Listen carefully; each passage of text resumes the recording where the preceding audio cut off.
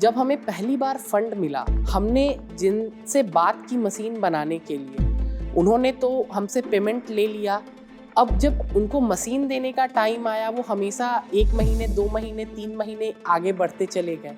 ऐसे करते करते उन्होंने 8 महीने बिता दिए। उसके बाद एक डिसीजन जो हमने लिया कि इस मशीन को अब यहीं बनाएंगे और इसी से फ्यूल निकाल के दिखाएंगे, वो डिसीजन हमारे लिए लाइफ चेंजिंग डिसीजन साबित हुआ। मैं Ashutosh Mangalam, director Jaksh gravity agro energy private limited. जो हमारा पूरा एक स्टार्टअप जर्नी रहा है, उसकी एक पूरी स्टोरी मैं आप लोगों के साथ आज शेयर करूंगा। बेसिकली सबसे पहले मैं अपने स्कूलिंग पीरियड पर आ जाता हूँ।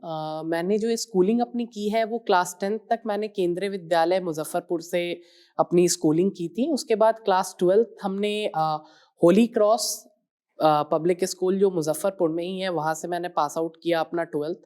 और अभी ये मेरा 3rd ईयर चल रहा है। बैचलर इन स्टैटिकल मैथमेटिक्स का कोर्स मैं कर रहा हूँ।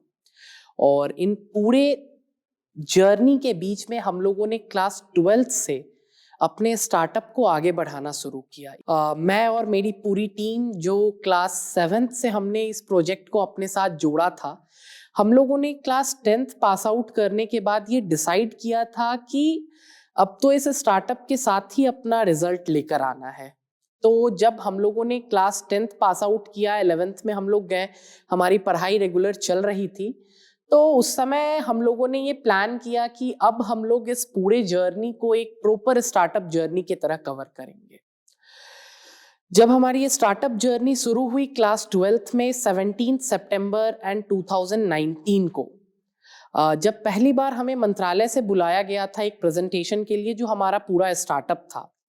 उस प्रेजेंटेशन को जब हमने फाइनलाइज किया और जो सेक्रेटरी थे और जो मिनिस्टर थे, उन लोगों को ये प्रोजेक्ट काफ़ी अच्छा लगा, जो हमारा फर्स्ट पिच था। उसके बाद हम लोगों को ये काफ़ी कॉन्फिडेंस आ गया था कि अब हम लोगों को इस स्टार्टअप को एक नया आयाम देना है और हम लोगों ने अपना वो ट्रैक पकड़ लिया है। और अब हमें कंटिन्यू मूव करते रहना है, चाहे कितने भी हर्डल्स आपके सामने आ जाए। तो इस तरीके से हमने अपना जर्नी स्टार्ट किया। 2019 के बाद एक पूरा साल हमने इस आइडिया को काफ़ी जगह पिच किया। बिहार स्टार्टअप में बीआईटी पटना से हम लोगों को इंक्यूबेट किया गया और रिकॉग्नाइज करके बिहार सरकार को भी भेजा गया एज अ रिकॉग्नाइज्ड स्टार्टअप। और 2021 में बिहार सरकार और भारत सरकार की मदद से हम लोगों को 25 लाख रुपीस का ग्रांट भी दिया गया पीएमईजीपी में। उसके बाद से जब हमें ये ग्रांट मिला तो हम लोगों की जर्नी एक नए डायरेक्शन में शुरू हुई।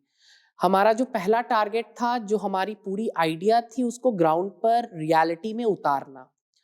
एज अ स्टार्टअप जब आप इस फील्ड में आते हैं तो आपके लिए सबसे बड़ा चैलेंज ये होता है कि जब आपको चीज़ें मिल जाती हैं, उसके बाद उसको उस लेवल पर परफॉर्म कराना, ये आपके लिए सबसे बड़ा चैलेंज होता है। और ये चैलेंज हमने भी फील किया। हमें बेशक अपना फंड तो मिल गया था, बट जो आइडिया था, जो कॉन्सेप्ट था, उसको ऑन ग्राउंड जमीन पे उतारना हमारे लिए एक बड़ा चैलेंज था।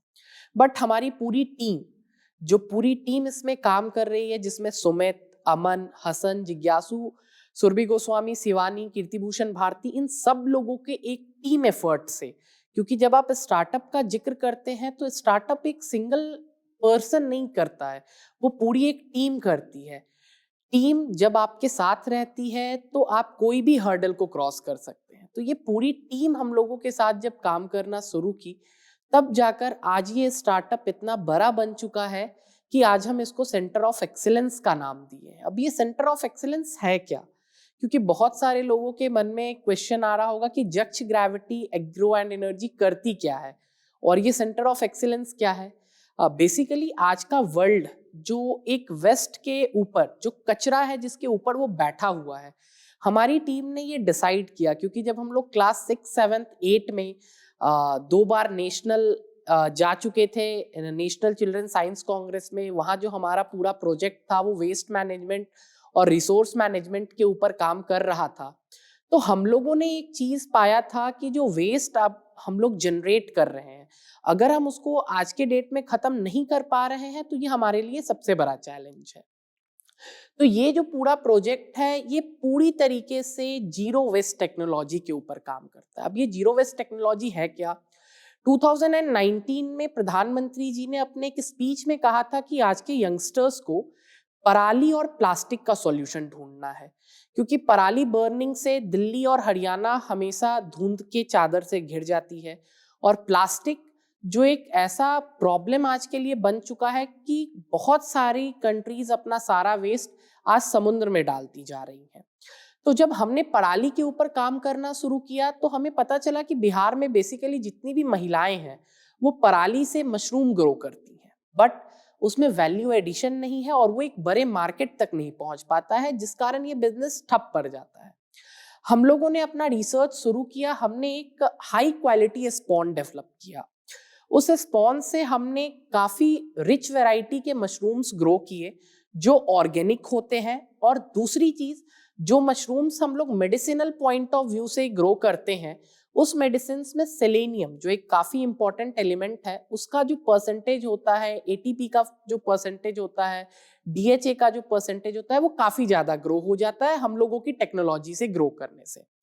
तो जब हमने मशरूम का ग्रो करना शुरू किया तो ऑर्गेनिक होने के कारण उसको एक नया ब्रांड मिल गया, नया क्राउड मिल गया और नया सोर्स मिल गया।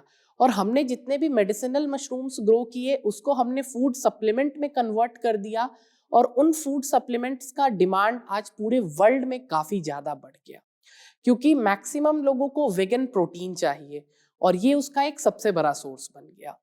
जब हमने मशरूम का प्रोडक्शन डन कर लिया तो उसके बाद जो पराली का वेस्टेज हमारे पास आ जाता था, उस पराली के वेस्टेज को हमने अपने शहर से निकलने वाले जितने भी फ्लावर वेस्ट हैं, हमने एक काम और किया कि इस फ्लावर वेस्ट से भी हमने कलर निकाल लिया जो उनका ओरिजिनल कलर पिगमेंट है, क्योंकि आज के डेट में जितने भी फूड आइटम्स हम खाते हैं उनमें सिंथेटिक कलर यूज होता है और वो नेचुरल कलर है। तो जाहिर सी बात है अगर आप नेचुरल कलर का यूज करेंगे तो आज जो वर्ल्ड ऑर्गेनिक के तरफ जा रहा है वो नेचुरल कलर को ज्यादा प्रेफर करेगा।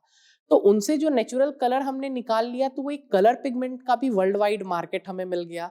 और जो वेस्ट मशरूम ग्रो करने के बाद हमारे पास बच रहा था उसमें कलर पिगमेंट निकालने के बाद जो पेटल्स का वेस्ट बचता है उसको मिलाकर हमने सीबीजी चैम्बर में डाल दिया। सीबीजी चैम्बर में डालने के बाद हमें 3 चीजें और मिल गई। एक तो हो गया हमारे पास ऑर्गेनिक कंपोस्ट मिल गया जो एक बहुत बड़ा मार्केट है। दूसरा हमें लिक्विड स्लज मिल गया। आज आप कहीं भी चले जाए, अर्बन फार्मिंग एक नया वर्ड बना है। अर्बन फार्मिंग क्या है? लोग अपने छतों पर फार्मिंग करते हैं। अब वो उस गमले में खाद डालने तो जाने वाले नहीं है, वो चाहते हैं कि कोई एक लिक्विड हो जो आप उसमें डाल दे और उसको सारे न्यूट्रिएंट्स मिल जाएं। तो सीबीजी बनने के दौरान जो लिक्विड स्लज बाहर आता है हमने उसकी बॉटलिंग कर दी और उस बॉटल्स को हमने अलग अलग सोसाइटी तक पहुंचा दिया, और उस सीबीजी से हमारे पूरे यूनिट की एनर्जी भी बनकर हमें मिल गई। तो ये हुआ कि हमें बाहर से कोई और एनर्जी नहीं लेना पड़ा। अब एक तीसरी चीज जो सबसे मेन इंपॉर्टेंट चीज यहाँ पर आती है, जब भी हम कोई काम करने जाते हैं उसमें प्लास्टिक का यूज एकदम से आ जाता है। जब हमारी टीम इस पे काम कर रही थी तो हमने प्रधानमंत्री जी का एक सपना तो पूरा कर दिया कि भाई पराली का हमने सॉल्यूशन दे दिया, तो ये उनके पूरे वेस्ट का एक सॉल्यूशन मिल गया। एक दूसरी चीज जिसका जिक्र उन्होंने किया था अपने भाषण में वो था प्लास्टिक। इंडिया में रोज जितना प्लास्टिक जनरेट होता है उसमें से मात्र 10% ही प्लास्टिक रैक पिकर्स या म्युनिसिपल कॉरपोरेशन कलेक्ट कर पाती है। बाकी प्लास्टिक एज इट इज इधर उधर फेंका रह जाता है। जब हम इस प्लास्टिक के ऊपर काम करना शुरू किए तो हमें पता चला कि टीसीडी, थर्मोकैटालिटिक डीपॉलीमराइजेशन, एक प्रोसेस है जिस प्रोसेस की मदद से हम लोग वेस्ट प्लास्टिक को अल्टरनेट फ्यूल्स में कन्वर्ट कर सकते हैं, चाहे वो गैसोलीन हो, चाहे वो पेट्रोकेमिकल हो, चाहे वो अल्टरनेट डीजल हो। जब हमारी टीम इस पर काम करना शुरू की तो हम लोगों ने ये पाया कि जब हम लोग वेस्ट प्लास्टिक को अल्टरनेट डीजल में कन्वर्ट करते हैं तो 1 केजी प्लास्टिक लगभग 500 ml अल्टरनेट फ्यूल में कन्वर्ट हो जाता है और लगभग 150 ग्राम आपको एलपीजी भी मिल जाती है। तो ये जो पूरा प्रोसेस था, ये प्रोसेस हम लोगों का एक सेंटर ऑफ एक्सीलेंस का पूरा प्रोसेस है। इस पूरे प्रोसेस के लिए जब हमने अलग अलग जगहों पर इस आइडिया को पिच किया तो हम लोगों का ये आइडिया आज के टाइम का एक बहुत बड़ा पिच पॉइंट है, क्योंकि आप वेस्ट के ऊपर काम कर रहे हो और इंडिया में 90% से ज़्यादा इंडस्ट्री ऐसी है, 90% से ज़्यादा लोग ऐसे हैं जो सिर्फ वेस्ट को जनरेट कर रहे हैं, वेस्ट का सॉल्यूशन नहीं दे रहे हैं। तो इस आइडिया को लेकर हमें काफ़ी तारीफें भी मिली और फंड्स भी मिले। बट अब इस पूरे आइडिया को इम्प्लीमेंट करके ऑन ग्राउंड लाना, ये एक पूरे टीम वर्क का नतीजा था। तो हमारा जो पहला सेंटर ऑफ एक्सीलेंस है वो मुजफ्फरपुर में रेडी है और आज के डेट में काम भी कर रहा है। जाहिर सी बात है, मैंने ये पूरी चीजें कितनी आसानी से आपको बता दी, बट इसके पीछे जो एक स्ट्रगल था, हमने जब 2019 में उस आइडिया को मंत्रालय में पिच किया, पिच करने के बाद हमने अलग अलग जगहों पर इस आइडिया को पिच किया, गवर्नमेंट के पास ही। तो इस पूरे जर्नी में 2019 से लेकर 2022, ये 3 साल का पीरियड ऐसा था जब एक फर्स्ट जनरेशन एंटरप्रेन्योर, क्योंकि आप जब भी कोई नया आइडिया लेकर आते हो आप फर्स्ट जनरेशन एंटरप्रेन्योर होते हो, आपके पास फंड होता नहीं है, क्योंकि आपको उसमें अपना टाइम, अपना सब कुछ इन्वेस्ट करना होता है। और उस समय जब आप उस लाइन के लिए आगे बढ़ जाते हो कि आपको अब स्टार्टअप करना ही करना है, तो जब आप 1 महीने 1.5 महीने आपके अंदर काफी एनर्जी रहती है कि भाई एकदम देश को बदल देना है, ये कर लेना है।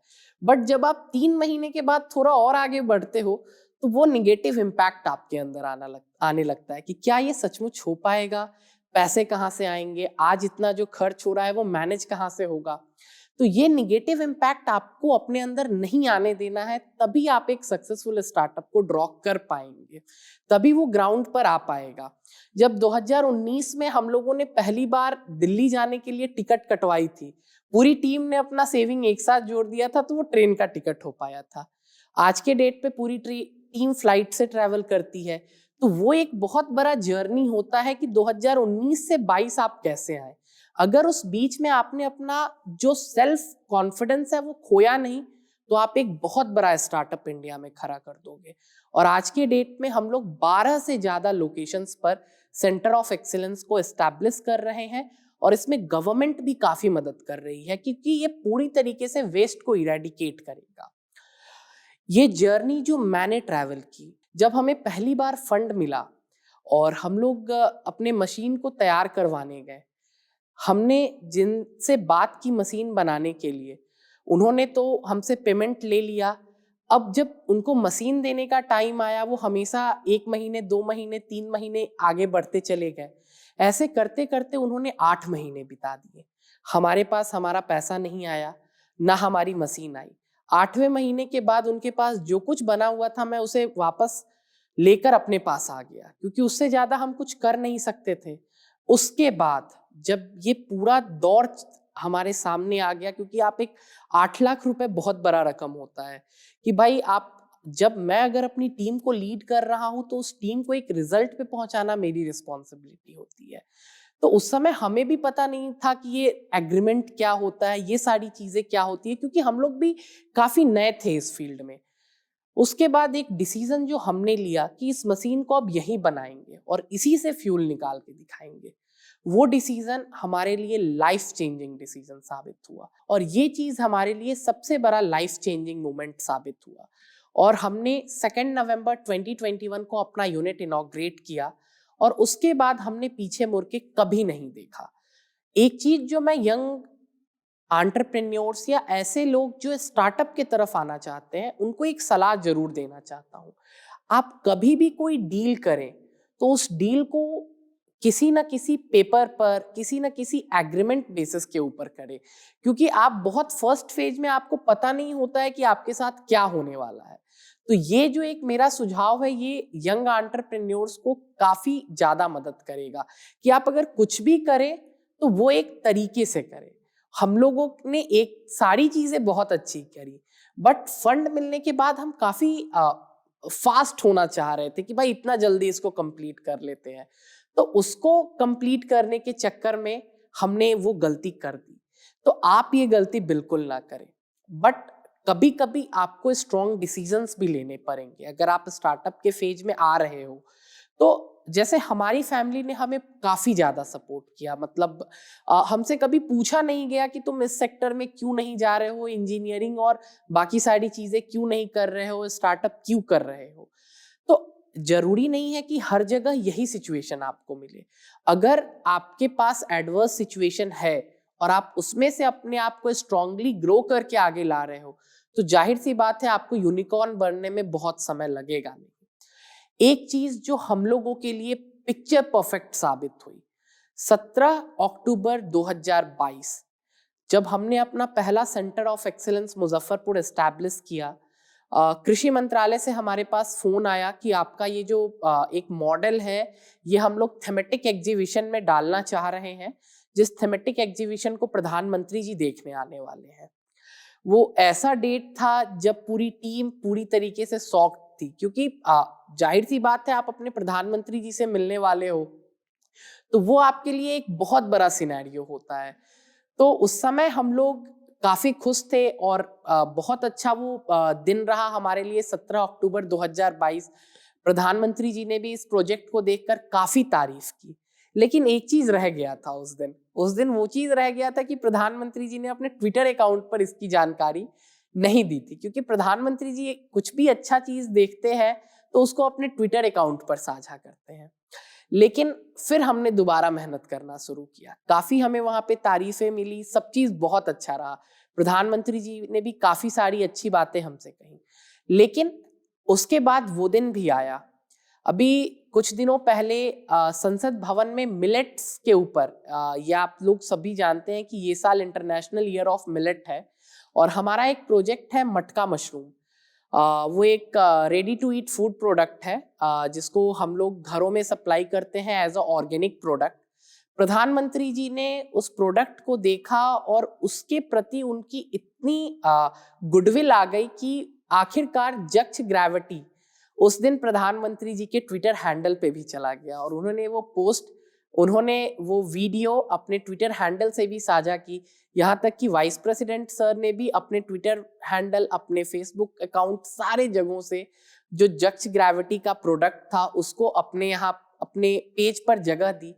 तो ये हमारे लिए सबसे बड़ा लाइफ चेंजिंग मोमेंट साबित हुआ, और आज के डेट में उस चीज की डिमांड 100 गुना ज्यादा बढ़ गई है। आज के डेट में लगभग 3 से 4 हजार लोग हमारे साथ कनेक्टेड हैं, हमारी पूरी फैमिली के साथ कनेक्टेड है। और एक चीज जो आप सब लोगों को सीखनी चाहिए, अगर आप स्टार्टअप करना चाहते हैं तो आपका सेल्फ कॉन्फिडेंस कभी लूज नहीं होना चाहिए और आपकी टीम स्पिरिट हमेशा बनी रहनी चाहिए। Thank you. अगर आप मुजफ्फरपुर से जुड़ी ऐसे ही कहानियां सुनना चाहते हैं तो जोश टॉक मुजफ्फरपुर को सब्सक्राइब करें और लाइक करें।